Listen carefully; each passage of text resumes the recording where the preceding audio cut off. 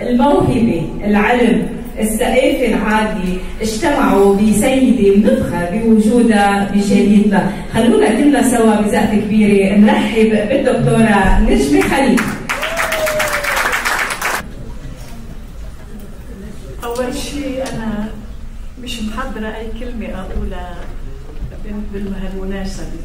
كل اللي بدي أقوله إنه الدكتورة بهية احترمت كثير كلمة أنا قلتها بالكتاب، وأنا بالحقيقة ما قلت إلا اللي حسيت فيه. فعلا هي قارئة ممتازة. ما كنت أتوقع إنه إنسانة محامية يكون عندها هالحس الشعري، فنقت من كتاب من أدب شربي البعيني أجمل الكتب اللي كتبها، وأهم كتاب كثير عجبني وكثير أثر فيي هو قراءته للإمام علي عليه السلام. الحقيقة إنه كتاب رائع وما فيني مش رح أحكي أكثر شيء.